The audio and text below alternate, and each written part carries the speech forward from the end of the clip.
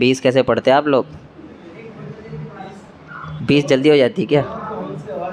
मुझे तो वितर में पीछे आवाज़ आ रही, 2 रकात कोई छोड़ रहे पब्लिक, आखिरी में शामिल हो रहे, है ना? 2 रकात वितर में पीछे चिल्लाने की आवाज़ आ रही, कौन छोड़ रहा है वो? छोड़ रहे ना? ये बात याद रखो कि रसूलुल्लाह सल्लल्लाहु अलैहि वसल्लम की, हाँ वही कह रहा हूँ मैं भी।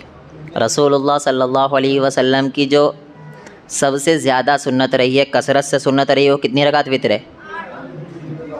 3 रकात वितर। रसूलुल्लाह सल्लल्लाहु अलैहि वसल्लम की सबसे ज़्यादा कसरत से जो वितर पढ़े हैं वो 3 रकात पढ़े। अम्मी आयशा रज़ियल्लाहु अन्हा जितनी भी रिवायत लाती है 11 रकात वाली ना, 2 करके आखिरी में 1 पे ख़त्म हो रहा है तो 11 रकात। कितनी है? 11 रकात। 1 रकात वितर पढ़ना ये भी सुन्नत है, लेकिन ये कभी कभार चलेगा। ज़्यादा जो है मुस्तहब अमल जो है वो कितनी रकात वितर है? 3 रकात वितर। तो पढ़ लिया करो, कोई भारी काम नहीं है, 3 रकात वितर पढ़ लिया करो।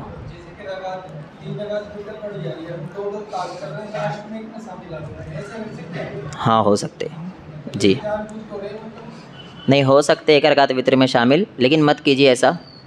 3 रकात वितर पढ़िए, सुन्नत है, ये ज़्यादा करीबी है। एक और अहम मसला है ना, जैसा इशा की नमाज़ किसी की छूट जाती है और वो आया तरावी की नमाज़ चालू हो चुकी है, तो अक्सरियत ये सोचने लगती है कि मैं अलग से नमाज़ पढ़ लूँ क्योंकि तरावी की नमाज़ चल रही है।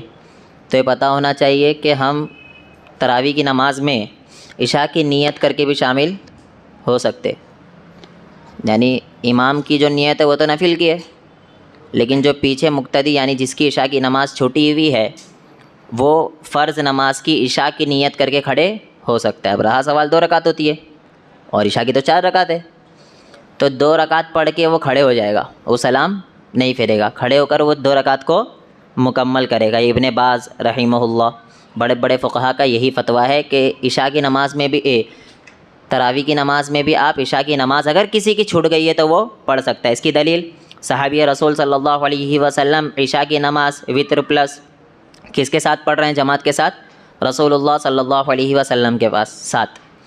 अब अपने एरिए में जा रहे हैं, वहाँ जाकर देख रहे हैं वहाँ नमाज़ नहीं हुई, वहाँ पर भी सहाबी रसूल सल्लल्लाहु अलैहि वसल्लम नमाज़ दोबारा पढ़ा रहे हैं, और हदीस के अल्फाज है कि वो नमाज़ उनके लिए जो है वो नफिल हो गई और जो पहले पढ़े वो क्या हो गई? फ़र्ज़ हो गई। तो वहाँ तो वो नफिल पढ़ा रहे, लेकिन पीछे वाले कौन सी पढ़ रहे? फ़र्ज़। तो पता चला इमाम और मुक्तदी की नीयत एक होना कंपलसरी नहीं है। अगर किसी की इशा की नमाज़ छुड़ जाती है तो आके खड़े हो सकता है, लेकिन ज़्यादा ध्यान दें कि तरावी की नमाज़ में 3 रकात ही वितर पढ़े आप। 3 रकात ही वितर पढ़ना ज़्यादा मुस्तहब अमल है, पसंदीदा अमल है, रसूलुल्लाह सल्लल्लाहु अलैहि वसल्लम से ज़्यादा साबित है। अच्छा, वितर के बाद तहज्जुद,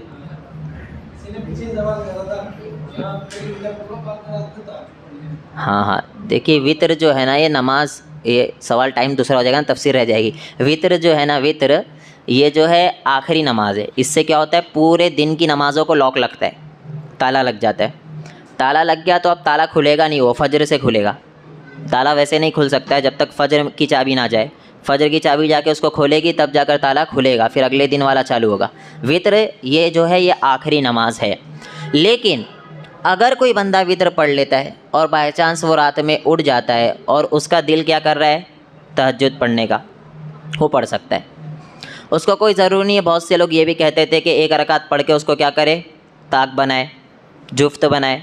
ऐसा कोई सही अहादीस से साबित नहीं है। तो आप नमाज वितर की पढ़ लिए, उसके बाद अगर रात में उठ जाते हो तो आप जो है वो तहज्जुद पढ़ सकते हो। लेकिन अगर कोई पहले से इरादा करता है कि मुझे तहज्जुद पढ़ना है तो वितर क्या करे?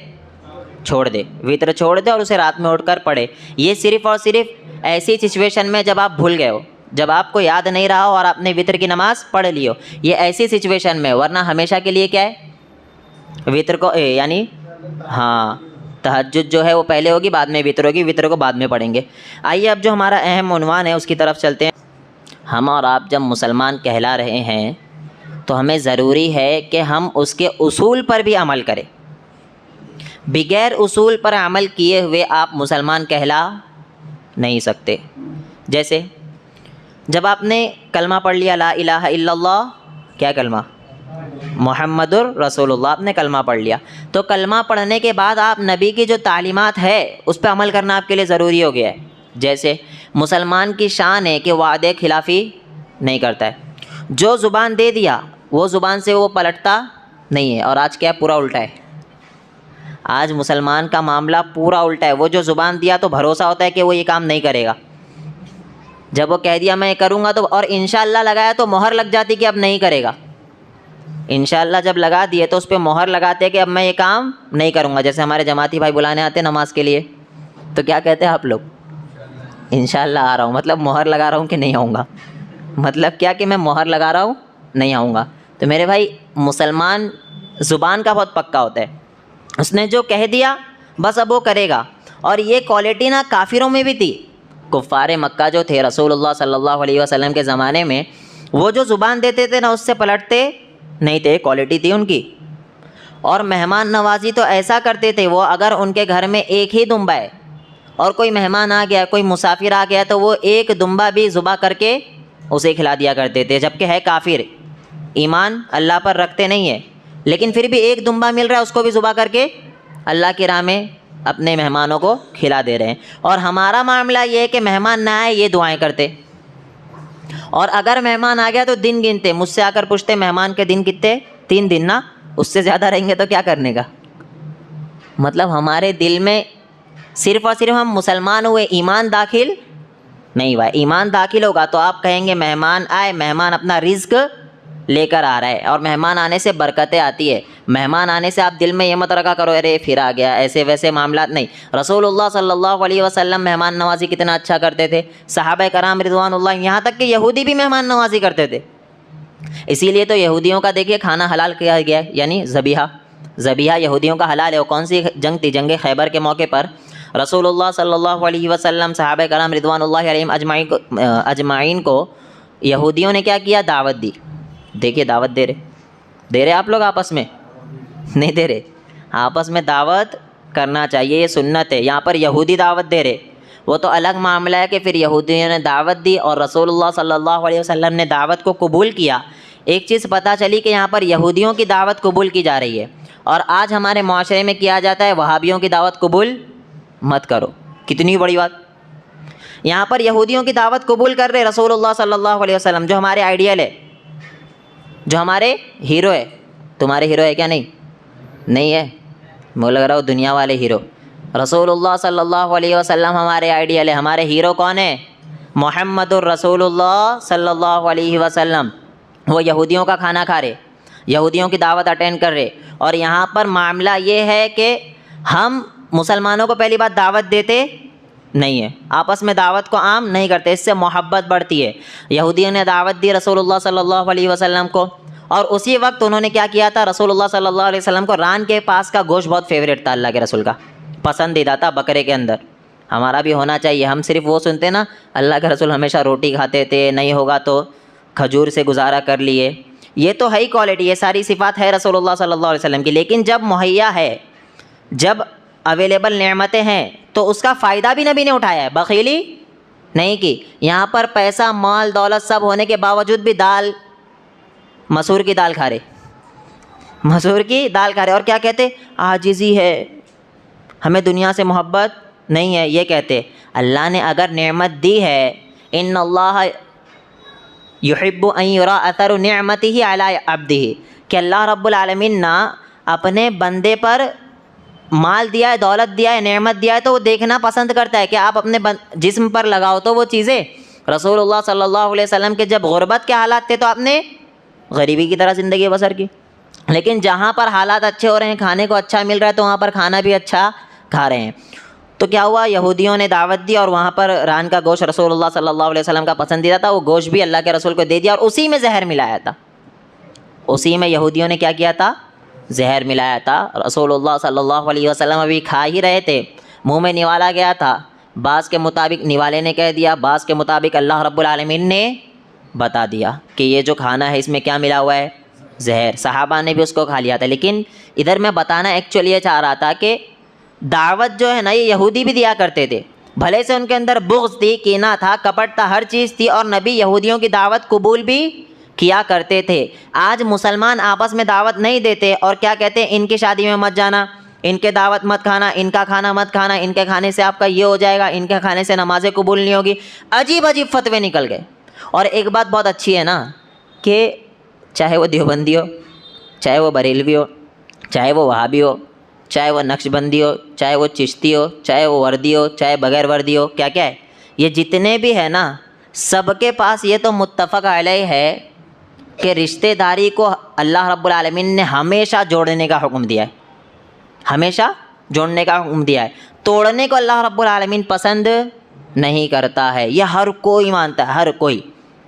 जहाँ कोई तोड़ रहा है गोया वो अल्लाह रब्बुल आलमीन से बगावत कर रहा है, वो अल्लाह रब्बुल आलमीन से दुश्मनी कर रहा है। रिश्तेदारी को तोड़ना यह नबी करीम सल्लल्लाहु अलैहि वसल्लम की सुन्नत नहीं है। चाहे आपका रिश्तेदार काफिर हो, चाहे आपका रिश्तेदार मुशरिक हो, चाहे आपका रिश्तेदार अल्लाह से दूर हो, अभी तो मैं इधर हूँ, चाहे आपका रिश्तेदार यहूदी हो, चाहे आपका रिश्तेदार ईसाई हो, ये मैं इधर इसलिए बता रहा हूँ, ये बड़े बड़े लेवल वाले, ये बरेलवी देवबंदी है तो हम और आप बनाए हुए, इनसे तो सवाल ही नहीं पैदा होता कि रिश्तेदारी तोड़ दे आप।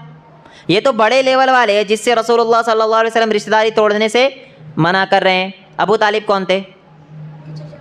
चचा आप सल्लल्लाहु अलैहि वसल्लम के। ईमान लाए थे? नहीं, रिश्तेदारी कभी नहीं तोड़े, आखिरी दम तक के दावत दे रहे। तो पता चल रहा है ना, जब नबी की सीरत पढ़ोगे तो रिश्तेदारी तोड़ने को नबी ने कभी पसंद नहीं किया है। अच्छा, रसूलुल्लाह सल्लल्लाहु अलैहि वसल्लम की सबसे चहीती बीवी हज़रत खदीजा रज़ियल्लाहु अन्हा के बाद जो सबसे चहीती बीवी थी वो कौन थी? हज़रत आयशा रज़ियल्लाहु अन्हा। हज़रत आयशा रज़ियल्लाहु अन्हा आपकी जो सबसे चहीती बीवी हो, चलो एक ही होती है यहाँ तो, अगर एक ही बीवी है जो जिससे आप बहुत ज़्यादा मोहब्बत करते हैं, अब मोहब्बत करते उसके ऊपर कोई इल्ज़ाम लगाए तो आपको कितना गुस्सा आएगा, कलेजा हिल जाएगा ना, मन करेगा इसके दांत निकाल दूँ। उसकी तरफ घूम के देखोगे नहीं आप। रसूलुल्लाह सल्लल्लाहु अलैहि वसल्लम की सबसे चहीती बीवी जो थी वो कौन थी? हज़रत आयशा रज़ियल्लाहु अन्हा। उनके ऊपर इल्ज़ाम लगाया गया और इल्ज़ाम लगाने में सफ़े अव्वल में था अब्दुल्ला बिन उबई रईसुल मुनाफिक, जो मुनाफिकों का क्या था? सरदार था। ये इल्ज़ाम लगा में सफ़े अव्वल में था, ये इल्ज़ाम लगाने में। ये पूरा वाक़या है, खैर वो लंबा वाक़या, उधर नहीं जाते। सिर्फ इतना जान लो कि हज़रत आयशा रज़ियल्लाहु अन्हा पे तहमत लगाने में, वो भी ऐसी वैसी तहमत नहीं, नअऊज़ु बिल्लाह, गलत रिलेशन की तहमत लगाने में सफ़े अव्वल में कौन था? रईसुल मुनाफिक अब्दुल्ला बिन उबई। और आप सल्लल्लाहु अलैहि वसल्लम के सबसे चहीती बीवी थी वो। फिर भी रसूलुल्लाह सल्लल्लाहु अलैहि वसल्लम, आपको पता है, उसके जनाजे की नमाज़ पढ़ रहे, उसकी जनाजे की नमाज़ पढ़ रहे हैं। पता था ये मुनाफिक है? पता नहीं था? पता था ये मुनाफिक है, फिर भी उसकी जनाजे की नमाज़ पढ़ रहे। पता था कि हज़रत आयशा रज़ियल्लाहु अन्हा पर तहमत लगाने में सफ़े अव्वल में था, इसी ने सबको गुमराह किया था, फिर भी उसकी जनाजे की नमाज़ पढ़ रहे हैं। वो अल्लाह रब्बुल आलमीन ने मना किया, वो अलग मसला है, लेकिन रसूलुल्लाह सल्लल्लाहु अलैहि वसल्लम तो अपना लुआब दहन उसके मुँह में डाल रहे हैं, अपना कमीज़ निकाल कर उसे दे रहे हैं। मोहब्बत का पैमाना देखो, ये है तालीम रसूलुल्लाह सल्लल्लाहु अलैहि वसल्लम की। कोई किसी भी मसलक का हो, हमेशा ये बात रखना, किसी से भी बुग़्ज़ नहीं रखना है, सबसे मोहब्बत करो। किसी से लड़ाई झगड़ा है तो लड़ाई झगड़े को वक्ती तौर पर रखो। बहुत से लोग क्या कहते हैं ना, ये बहुत मसले चल रहे ना कि मेरी सास जो है मेरी बहन से बात करने नहीं देती, मिसाल मेरी सास बहन से बात करने नहीं देती। मैं कहता हूँ सास से इजाज़त लेने किसने कहा है? इस्लाम ने कहा है। अभी वो औरतें खिलाफ हो जाएगी मेरे, फिर भी सुन लो, आगे पूरी बात बता रहा हूँ मैं। सास से इजाज़त लेने से क्या इस्लाम ने कहा है? नहीं। ये मैं कहना इसलिए चाह रहा हूँ ना कि आदमी जो वो पूरा का पूरा मक्खनचुक कुछ काम नहीं करेगा। एक्चुअल तो जिम्मेदारी किसकी है? वो, अरे जिसकी वाइफ है उसकी जिम्मेदारी है या नहीं? ऐसे बैठे रहते, कुछ भी नहीं समझ रहा और अंदर ही अंदर हंसे रहते, सब समझता। जो वाइफ है वो जिम्मेदारी किसकी है? शौहर की। शौहर की जिम्मेदारी है, शौहर से इजाज़त लेगी, शौहर हुक्म देगा, शौहर की इताअत करेगी। जहाँ भी आया है शौहर की इताअत कर रही है तो जन्नत है, शौहर नाराज़ है तो जहन्नम है। शौहर नाराज़ है तो जन्नत की खुशबू भी नहीं पा रही। कहाँ सास आ गई? कहाँ से सास ससुर आ गए? मेरे समझ में नहीं आता। लेकिन अहम मसला ये है ना, चलो सास ससुर घर में बड़े हैं, उनसे सुनकर कोई भी काम करना है, क्योंकि क्या है ना, रसूलुल्लाह सल्लल्लाहु अलैहि वसल्लम की सही अहादीस के मुताबिक कि आपके घर में जो बड़ा है ना उसकी खिदमत आप पर लाजमी है, हर छोटे पर बड़े की खिदमत लाजमी है। तो आपके घर में जब आपके सास ससुर रह रहे हैं तो उनकी खिदमत आपके लिए क्या है? ज़रूरी है, खिदमत करना पड़ेगा। जो कह रही खिदमत नहीं करूँगी तो उनको पूरा ऑर्डर है कि निकाल दो घर के बाहर दोनों को, अगर वो काम धंधा नहीं करता है तो। अगर उसका घर खुद का नहीं है तो पूरा ऑर्डर है निकाल सकते। तो मेरे भाई जो छोटा है ना उसके ऊपर बड़े की खिदमत ज़रूरी होती है। तो बहू के ऊपर सास की खिदमत ज़रूरी है, लेकिन इजाज़त उससे लेना थोड़ी ज़रूरी है। यहाँ पर आदमी क्या कहते हैं, जैसे वो कह रही है कि अपने बहन से बात नहीं करना, अपने भाई से बात नहीं करना, अपने मायके नहीं जाना तो मैं तुझे छोड़ूंगी, अगर वहाँ चले गई तो हमारा रिश्ता टूट गया, ये सारी चीज़ें। और जो आदमी बड़ा दीनदार, ये मैं एक्चुअल बात बता रहा हूँ, ये मैं देखा हुआ हूँ, वो बड़ा दीनदार है। वो मदनी चैनल है ना, वो हरी पगड़ी वाले, हरी पगड़ी वालों का एकदम बड़ा फॉलोअर है वो।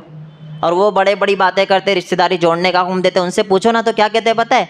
बोले मुझे भी पता है ये तो बहुत गलत कर रही है मेरी मम्मी, लेकिन क्या करूं पता है आपको? मतलब क्या, वो नाफरमानी नहीं कर सकता ना मैं अपनी वालिदा की। क्या कह रहा है? वालिदा की नाफरमानी नहीं कर सकता, जबकि रसूलुल्लाह सल्लल्लाहु अलैहि वसल्लम की सही अहादीस के मुताबिक अल्लाह की नाफरमानी में मखलूक की इताअत जायज़ नहीं है। आपको दो और दो की तरह क्लियर रहना है, चोर रास्ते नहीं निकालना है। अम्मा मेरी मम्मी मना कर रहे, वो अब्बा मना कर रहे, ये चोर रास्ते है। आपकी वाइफ है तो आपकी जिम्मेदारी है, आपके घर वालों की जिम्मेदारी वो नहीं है। वो इजाज़त लेगी तो आपसे इजाज़त लेगी, कोई मसला आएगा तो वो आपसे करेगी। हाँ, आप क्या करें, अपने माँ बाप से राय मशवरा करें, राय मशवरा करना चाहिए, राय मशवरे में बरकत है। आपको इतनी एक्सपीरियंस नहीं है जितना वालिदैन को एक्सपीरियंस होता है, राय मशवरा करना चाहिए हर मामले में। लेकिन अगर वो कोई गलत राय दे रहे हैं तो उस पर अमल करना आपके लिए ज़रूरी नहीं है, यही चीज़ मैं कह रहा हूँ। तो अगर किसी की बच्ची आपके घर में है और उसके सास ससुर यानी उसके घर पे जाना आपने बंद कर रखा है, उसके भाई से मिलना बंद कर रखा है, दूसरा उसकी माँ से वो नहीं मिल सकती है, बात नहीं कर सकती है, फ़ोन नहीं देते बात करने के लिए, ये सारा जुल्म है, ये इस्लाम नहीं है। और वो आदमी बेशर्म है जो हमेशा ये चोर रास्ते निकालता है, कहता है कि मेरे माँ बाप जो है वो नाफरमानी में आ जाएगी। ये नाफरमानी नहीं है, यहाँ पर तो नाफरमानी करना पड़ेगा आपको, क्योंकि अल्लाह को राज़ी करना है। पहले अल्लाह है ना। अरे वो आयत कैसी है, वाबुदुल्लाह वला तुशरिकू बिही शैआ। सबसे पहले क्या है? अल्लाह की इबादत। दूसरा वला तुशरिकू बिही शैआ, और उसके साथ किसी को भी शरीक नहीं करना है। वबिल वालिदैनि इहसाना, उसके बाद है वालिदैन के साथ हुस्न सलूक। तो जहाँ भी अल्लाह की नाफरमानी होगी, अल्लाह राज़ी नहीं हो रहा है, तो वहाँ पर मखलूक की इताअत जायज़ ही नहीं है। जहाँ पर अल्लाह राज़ी है उसके बाद मखलूक की इताअत जायज़ है, यानी वालिदैन। जैसे अल्लाह ने कहा सबसे पहले अल्लाह की इबादत है, अल्लाह के साथ किसी को शरीक नहीं करना है, उसके बाद जो है मरहला आता है वो है वालिदैन का, वबिल वालिदैनि इहसाना, और वालिदैन के साथ हुस्न सलूक करना है। तो इस मामले को ख़त्म करो। रसूलुल्लाह सल्लल्लाहु अलैहि वसल्लम की सुन्नत हमेशा से जोड़ने की रही है, कभी भी तोड़ने की सुन्नत नहीं रही है। तो मेरा अहम कहने का मतलब था ना, आज सूरह माइदा की तफसीर शुरू ही हो रही है, या अय्युहल्लज़ीना आमनू औफू बिल उक़ूद, ऐ वो लोगों जो ईमान लाए अपने वादों को क्या करो, पूरा किया करो। बिन पेंदे लोटे की तरह इधर लुढ़क रहे, कभी उधर लुढ़क रहे, कभी उधर लुढ़क रहे, ये इस्लाम में पसंदीदा नहीं है। वो एक मिसाल थी ना कि चम्मच को यूज़ करने के बाद उसे फेंक ही दिया जाता है, बर्तन को यूज़ करने के बाद एक और थी वो अपना ही खाली करता है। क्या थी वो? जो बर्तन में ना, चम्मच जो है अपना ही बर्तन खाली करता है, चम्मच अपना ही बर्तन खाली करता है। तो ये चमचागिरी इस्लाम में पसंदीदा अमल नहीं है। ये सोचो अल्लाह राज़ी है ना, तो बस आपको अगर वादा दे दियो तो ये नहीं देखना है सामने वाला कितना बड़ा है। कूनू कव्वामीना लिल्लाहि शुहदा बिल क़िस्त, आपको खड़े होना है सच्चों के साथ। कूनू कव्वामीन, खड़े होना है किसके साथ? अल्लाह के लिए सच्चों के साथ खड़े होना है, झूठों के साथ खड़े नहीं होना है। लोग बहुत बड़ी बड़ी बातें करते, दीनदारी की बात करते, हर चीज़, जब अमल की बात आती है ना, मैंने अक्सरियत को देखा है कि वो हक़ का साथ नहीं देते, उसके साथ देखते कि मेजॉरिटी कहाँ पब्लिक ज़्यादा है मैं उस तरफ रहूँगा। यही मुनाफिकत है। यही क्या है? मुनाफिकत। आपको पता होना चाहिए रसूलुल्लाह सल्लल्लाहु अलैहि वसल्लम के ज़माने में जो मुनाफिक थे वो नबी के पास आते तो क्या कहते थे कि हम आपके साथ हैं। क्या कहते थे? हम आपके साथ हैं। वइज़ा खलऊ इला शयातीनिहिम क़ालू इन्ना मअकुम इन्नमा नहनु मुस्तहज़िऊन। जब उधर से हटे जाते ना, दूसरी पब्लिक के पास जाते तो वहाँ कहते कि हम तो आपके साथ हैं, उनके साथ तो इसी मजाक उड़ा रहे। तो ये मुनाफिकत है। ये मुनाफिकों की अलामत है कि हम इधर आकर कहे कि हम आपके साथ हैं, उधर जाकर कहे कि हम आपके साथ हैं। ना, इस्लाम में क्लियर कट हक बात जिसके साथ है हम उसके साथ है। उसके अलावा कितना भी बड़ा कोई तुर्रम हो हम उसकी सुनने वाले नहीं है। हम सुनेंगे सिर्फ अल्लाह की और उसके महबूब जनाब मोहम्मदुर रसूलुल्लाह सल्लल्लाहु अलैहि वसल्लम की। उन्होंने तालीम दी कि वादा ज़ुबान दो तो उसको पूरा करना आपको ज़रूरी है। मुसलमान ज़ुबान का बहुत पक्का होता है, आज पूरा मामला उल्टा है तो उसको क्या करना है, सही करना है। किसी से बातचीत करे तो खामखा का इंशाअल्लाह बोलो मत। जैसे हमारे कोई देवबंदी भाई भी आ जा रहे, सिरे से इनकार कर दो, इंशाअल्लाह खामखा का मत बोलो। अब इनको बुरा लग सकता है, इस्लाम के लिए नहीं आ रहा है तो कहना मुझे बहुत सी मसरूफियात है, मैं दिन में टाइम निकालता हूँ, ऐसी बातें बनाकर निकालो। लेकिन इंशाअल्लाह का मजाक उड़ाना तो पसंदीदा नहीं है ना, क्या है, पसंदीदा तो नहीं है। याजुज माजुज क्यों नहीं दीवार चाट पा रहे अब तक? अरे पता है याजुज माजुज का अब तक मैंने लाया नहीं है मामला, तो आपको पता होना चाहिए याजुज माजुज भी एक कौम है जो क्या कर रही है, वो दीवार को चाट रही है। अब तक क्यों नहीं चाट पाई? इंशाअल्लाह नहीं बोल रही। जिस दिन बोली उस दिन खलास गए तुम भी। जिस दिन इंशाअल्लाह बोले उस दिन पूरा पानी दुनिया का वो पी लेंगे, वो दीवार ख़त्म हो जाएगी। तो मेरे भाई इंशाअल्लाह की वैल्यू है। इंशाअल्लाह अल्लाह रब्बुल आलमीन चाह रहा है तब काम हो रहा है ना आपका। तो आपका ईमान भी ऐसा होना चाहिए कि हाँ अल्लाह चाहेगा तो जाऊँगा ही मैं। आपको जाने का मन ही नहीं, खामखा का इंशाअल्लाह बोल रहे हो, ये तो पसंदीदा मेरे भाई नहीं है। बात बात में वल्लाही इंशाअल्लाह, खैर वल्लाही पे पकड़ तो अल्लाह नहीं करेगा, लेकिन वला तुतिअ कुल्ला हल्लाफिन महीन, अल्लाह ने कहा है बहुत ज़्यादा कसमें खाने वाला झूठा है सबसे बड़ा। जो बात बात पे कसमें खाते हैं ना वो सबसे बड़े झूठे हो। अल्लाह कसम वाला चल रहे तू ही झूठा है सबसे बड़ा। अल्लाह की कसम खाने वाला क्या है, ज़्यादा बात बात पे सबसे बड़ा झूठा है। जहाँ ज़रूरत पड़ जा रही है, बहुत बड़ा मामला हो गया है, इतना बड़ा हो गया जिसके बगैर हराम हलाल के मसले हो गए, तब जाके कसम खाना पड़ता है। छोटी छोटी बात पे कसमें नहीं खाना है और हमेशा हक बात का साथ देना है, झूठे लोगों का साथ नहीं देना। ये अल्लाह के लिए, अल्लाह राज। इसीलिए मैंने शुरुआत ही की कि जब उस मुसलमान हुए हो ना तो कुछ चीज़ें आपके ऊपर आई हुई है, उस चीज़ों को लेकर चलना है। वादा कर दिए तो उसको पूरा करना है, कसम खा लिए तो उसको पूरा करना है, नहीं पूरा कर सक रहे तो आपको कफ़ारा देना पड़ेगा।